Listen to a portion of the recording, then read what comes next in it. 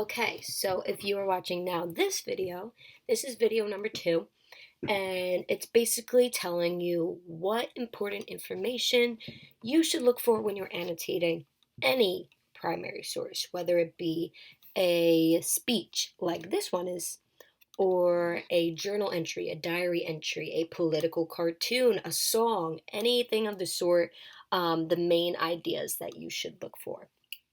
So, the first major thing you should look for when annotating, when analyzing a primary source is the information about the source. So don't even go into reading it yet. You should go and find what the source is. Who wrote this source or who drew this source? In this case, it's telling me the source is George Washington's farewell address.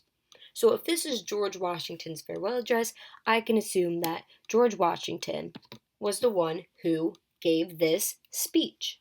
So I already have who my person is. So I would highlight that. The second thing you should find is the date. This gives you ideas into what the historical context of the document is.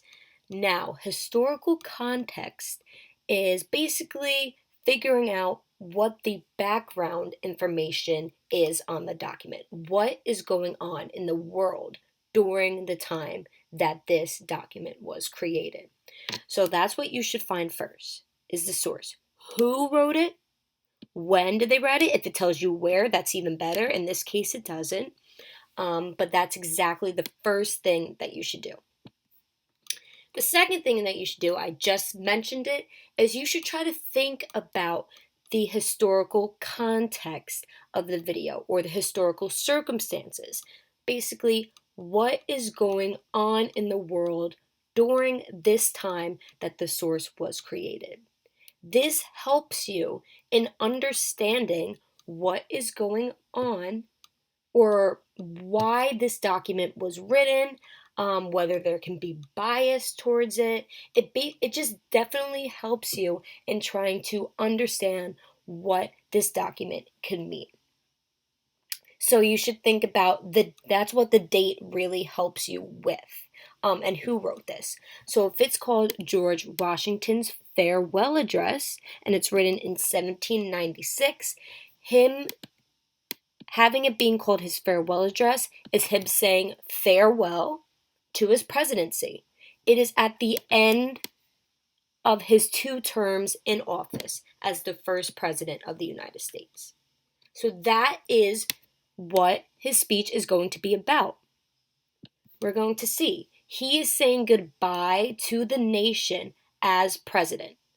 He did those 2 terms. He is the first president to ever do it, and he is saying goodbye. And this is his speech as he is saying goodbye.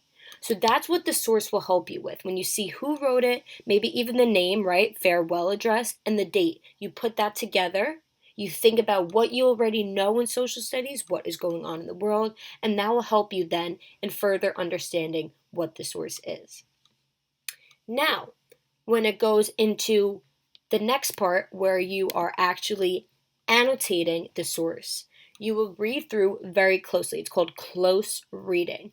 And you're going to go line by line, and you're going to highlight the key points that you think are important. So let's see. So this says the name of American which belongs to you must give you a sense of patriotism about the nation.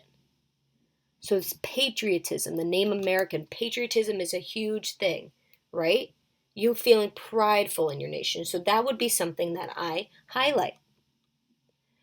And then you would go into that. Well, then every part of a country thus feels an immediate particular interest in union, right? So it's talking about union here.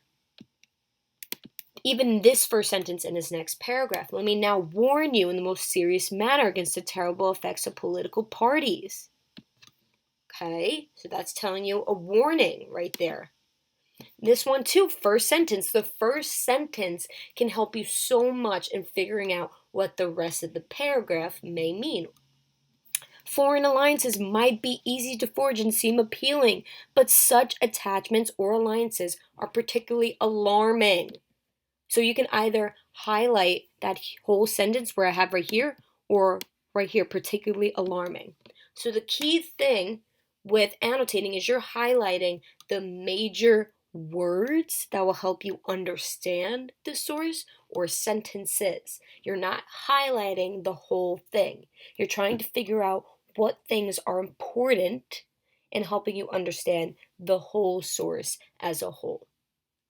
So that would be the next thing that you do. So the first thing is the source, sourcing the document. The next thing is finding the historical context, what is going on in the world during this time. And then the third thing would be to highlight, to underline, to write on the margins the important words or sentences there are in the document to help you understand the whole document as a whole. And then when you do all that together, that will help you in understanding the meaning of the document as a whole. Okay, so that is a general idea of how to annotate a document. In the next video, I will talk about how to use these tools specifically to annotate a document. So stay tuned. Thank you.